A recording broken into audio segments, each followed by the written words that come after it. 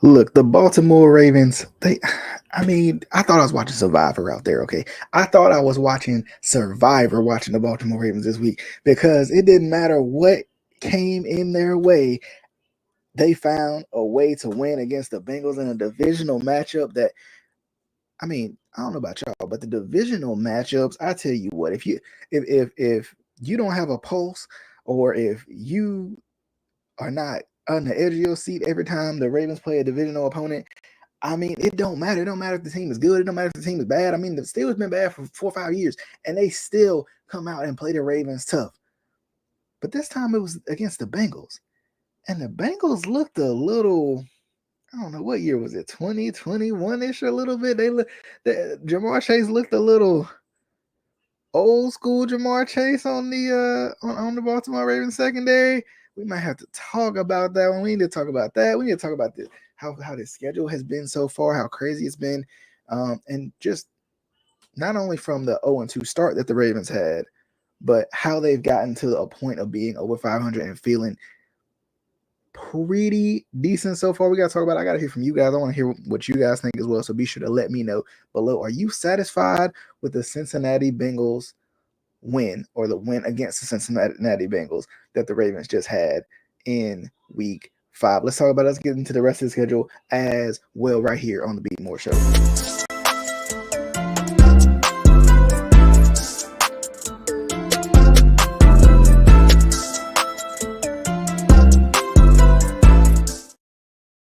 All right, what is going on, my good people out there? I appreciate y'all being patient with me over the last couple weeks. It's been crazy. It's been crazy. Let me bring y'all into my world real quick. I'm your host DJ, and I'm back once again. It's the Be More Show, and we talking about these Baltimore Ravens. We talking about surviving against the Cincinnati Bengals. But you may notice a little bit of extra blingage on me this week, and I ain't talking about the watch that costs more than you should. No, I ain't talking about that.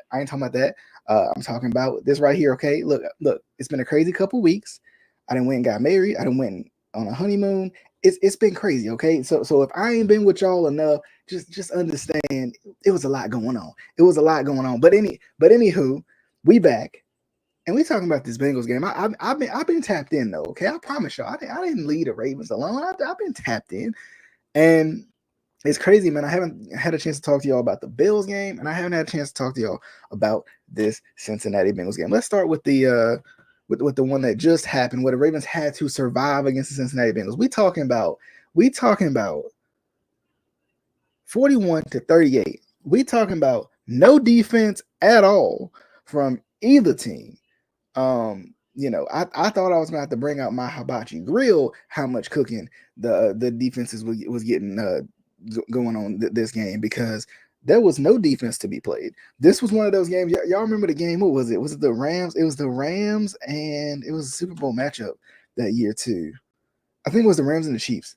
Y'all remember that game a couple years ago? It was probably about 5 years ago now, but y'all remember that game where there was no defense to be played. There was scores all over the place, touchdowns everywhere, and it was just crazy. Like that's how this game felt. This game felt like nobody could stop anybody else. I don't know how many punts happened in this game. I think the Ravens punted maybe once, and probably the same thing for the Bengals. Like I don't know, the Bengals punted, to be honest with you. Like it's just it was crazy, man. This game, you know, it's funny to see the difference in like how the AFC North typically is versus how this game played out.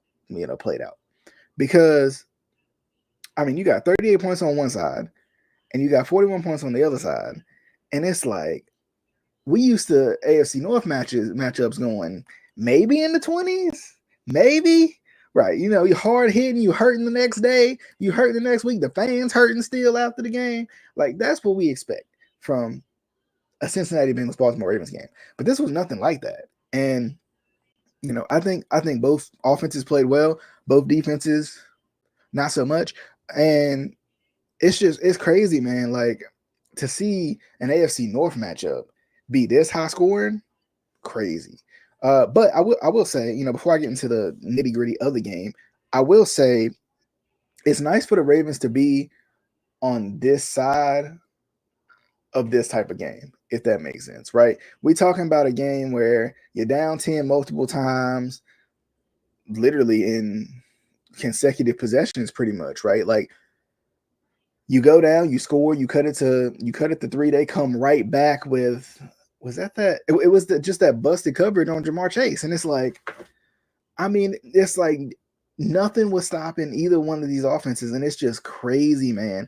Like it's crazy to think this was an AFC North matchup, only one. It's crazy to think this was a Baltimore Ravens football game, right? Because I mean, we all know like the Ravens, they're known for the defensive side of the ball, right? It ain't always been top 5 offenses, and the elite passing and all of that. Like it's been run the ball and play good defense. And honestly, both of those things didn't happen in this game. And for the Ravens to come out in this game and still offensively play well without having one of their, a go-to piece of their scheme kind of missing when it comes to the run game, and kind of being forced to pass the ball. That's been the whole thing. It's like, make Lamar Jackson pass. They can't beat you, blah, blah. He's proved that wrong time and time again, and I think he did in this game too. And it's crazy, man. Like, to see the Bengals put up 38 too was, I mean, it felt like, y'all remember when Jamar Chase first came onto the scene and the Bengals were torching everybody, Baltimore Ravens twice included, Marlon Humphrey twice included, right? Like the Bengals were torching everybody. Everybody thought this is the future of the league. This team about to be the new dynasty, blah, blah, blah. Like, I mean, you got Jamar Chase, he's ridiculous. You got T. Higgins, he's ridiculous. You got Tyler Boyd, he's ridiculous. They got Joe Mixon, they got Joe Burrow. Just fix this offensive line to be good. And I mean, they've had some off time. Let's be honest. Like, last couple of years have been a little rough for the Bengals. They had injuries last year. This year just haven't had even though they felt healthy, just haven't had the start that you would think that they would have. And it's interesting to just think about them putting up 38.2. I said it when I talked to Rabbit about this a couple weeks ago. I've said it on any platform I can possibly say it on. The Bengals start the season slow. They always do. But for them to come in and put up 38 on you, you're like, were they starting slow? Or they was finding they was hitting the curve. What is going on? But it's crazy, man. This, and it begs the question about this defense. It really does. It begs the question about this defense. Is this defense not good? Is this because I mean, we're talking about the same defense that continues to aid in giving up leads over and over and over again. And I mean, the Ravens had was it a 10-point lead? I think it was 14-3 at one point in time. Even in this game, it was early in the game. I mean, you don't expect the Bengals to lay down, but it was early in the game, but that was lost too. So it was good to see the Ravens continue to put their foot on the gas and continue to just go and go and go and go and go. That they didn't stop, especially offensively, because I think sometimes they get a little passive, and we talked about this with John Harbaugh before, but they get passive, and I think because of that, I think that's how they lose a lot of these games. Instead of just continuing to attack and continuing to find the openings in the defense, they kind of just get complacent and they're like, hey, we're going to run the ball. And if it don't work, we're going to punt it away and rely on our defense. And then when our defense gives up the big lead, we're going to go back and try it again. And then when the defense gives up an even bigger lead, like, you know what I mean? And it's just like, I mean, think about the games that we've seen where the Ravens have had the lead and haven't been able to keep it, right? Like, I felt like the Bills game was like a statement game because you're talking about a team that's undefeated at the time. You're talking about an MVP candidate potentially in Josh Allen at the time. You're talking about a team whose defense has just been lights out. That's a statement victory right there. But when it comes down to this game, it wasn't a must win because you were in a good position. It was more of a must win for the Bengals than it was for the Ravens. But it was one of those games where you want to it's a definite win. It's a kind of like a need to win because you want to get ahead and continue to try to get ahead in the division, especially with the start that the Pittsburgh Steelers have had, right? And you got them coming up. So, you got them and you got the Browns and all these guys coming up. And, even talking about Washington next week, like you got a tough, your schedule continues to get tougher, especially as we continue to see who these teams are. And I think it's impressive I think the Ravens deserve credit, even though they may didn't play their best game defensively, they still deserve credit on finishing the game. And that's been one of the hardest things for the Ravens to do. Now, albeit were they up late and all that, no. In terms of being up late, multiple possessions, they was up when they needed to be up, which is at the end of the game. But they were down, and they didn't. And maybe I should mention this: they were down, but they didn't panic. And against a good offense, against the offense that at some points in this game felt unstoppable. The Bengals in some points of this game felt like you weren't stopping them. Like you were gonna have to Adafe away late. The Bengals were unstoppable at times. And for the Ravens to continue to just push back, I think was big, right? For the Ravens to continue to push back was huge, because these are the situations that later on in the season, specifically in the postseason, these are the situations that you hope not, but you could find yourself in. And in situations in the past where the Ravens have decided to press, right? The Ravens have decided to go away from what they know, to go away from what's working, right? Because sometimes what you know don't necessarily have to be that you need to run the ball a whole lot, but what's working. Find what's working and continue to lean into the future Hall of Famer in Derrick Henry. But it's crazy, man. Like it's crazy. Shout out to Rabbit talking about the Bears been playing. Look, I'll have Rabbit on probably next week. And he'll be back again. We'll talk to Ravens Bears again. But Caleb Williams was playing well, man. I ain't gonna lie to you. He was playing well. Be sure to check him out as well. But he was playing well last week, at least. We talked about, I think the last time we talked, we were like, not impressed yet. But he was playing well. He last week was his kind of coming out party now. Albeit it was against the Panthers, whose defense leaves far too much to be desired. But it's crazy, man. It's crazy to see the Ravens come in and and you're on the road too. That's another part of it. And I feel like the Ravens, for whatever reason, play better on the road too. But I feel like this is a game we can pencil in, right? This is a game we can pencil in for later and say, and it gives you good film to watch later, right? Because there's going to be some adversity in the playoffs. We all know this. We know that for a fact, that the playoffs going to bring adversity, right? And especially if you know the Ravens in the playoffs, it's definitely going to bring some adversity, right? You might as well just get yourself prepared. But how you respond to it, and I think for as much criticism as John Harbaugh gets, and I'm not saying he did the greatest job coaching this game, and I'm not saying he did the greatest job with time management this game, but at least to have your team in a position to win this game when really the strength of your team is not doing their part, is having an off game, that's big, right? Like I think he deserves a little bit of credit for that. Don't give him too much, because I don't want him going back into his normal stuff. I'm trying to give him not too much. I'm trying to still, hold him accountable here. But it's crazy, man. To for the Ravens to win a game like this, to win this divisional game, big, right? Big, huge, like something that was needed, right? This win was needed. You go back 2 weeks ago to Dallas in a game that was almost a must win for you after starting out 0-2, right? You lose to the Chiefs in just heartbreaking fashion. You lose to the Raiders in almost like heartbreaking fashion because you can't get a stop.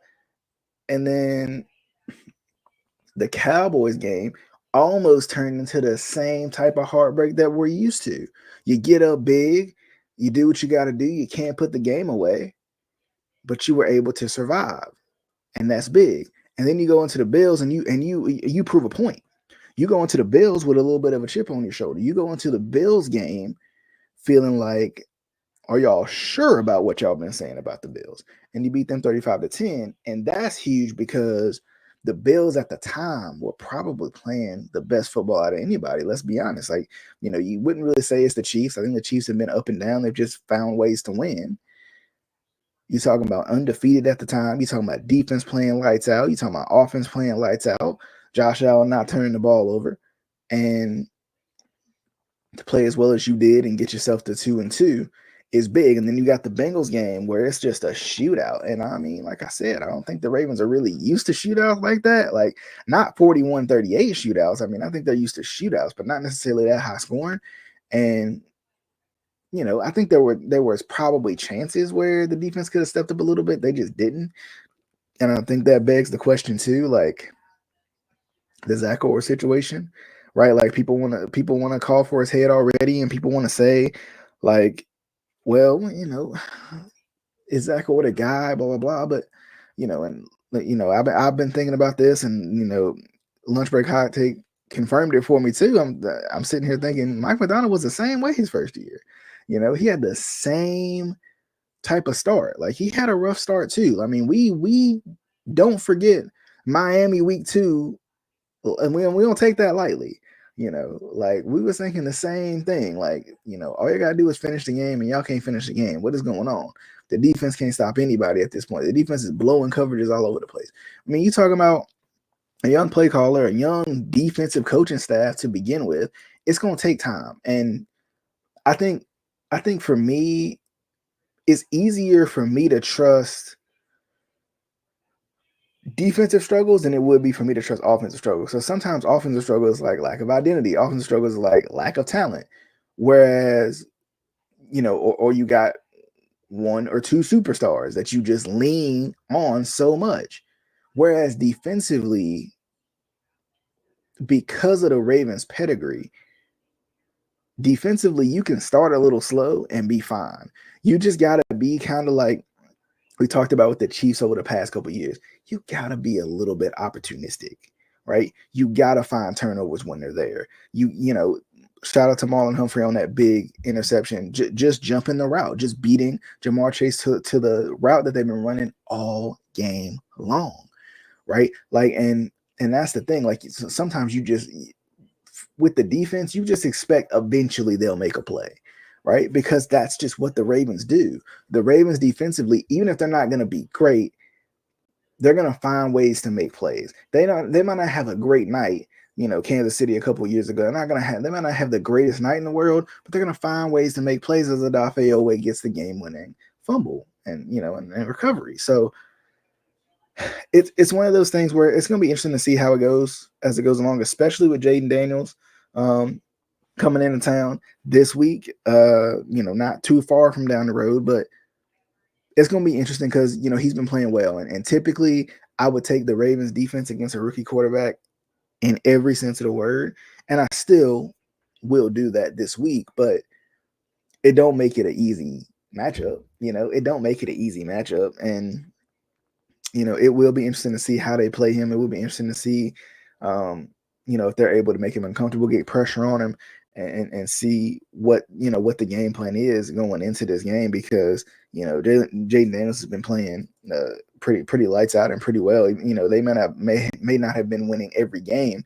but he's looked good in a lot of these games. So it'll be interesting to see what happens Sunday at 1:00, because the Ravens are going to have defensively, going to have a little bit more to prove, and I think offensively they're just going to want to continue to do what not only they've been doing, but especially what they did last week, and just continue to find gaps within the defense. But I'm definitely excited to see how it's going to go. I'm going to catch up with y'all a little bit later to talk about this Washington Commanders Baltimore Ravens game. It's going to be a lot of fun. I think it's going to be fun. I think it's going to be fun to see Jaden Daniels.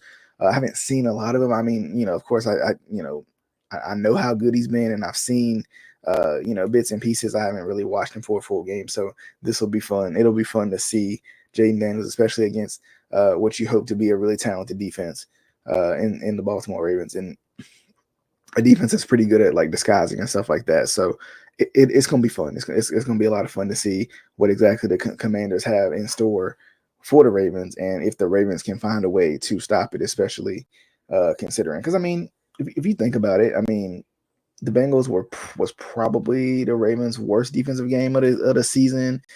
I feel like at times the Chiefs, it felt like the Ravens couldn't really stop the Chiefs. I felt like in the Raiders game, it felt like they just couldn't get off the field. In big moments, it felt like in big moments, and those big third downs, it just felt like they couldn't get off the field. Dallas, especially in the first half, was good, right? Dallas was, that excellent defense in the first half. The Bills was excellent defense. So I think to have Washington coming into M&T Bank Stadium, and it's a tough matchup though. I ain't gonna lie to y'all. That's a tough matchup. That's a tough matchup.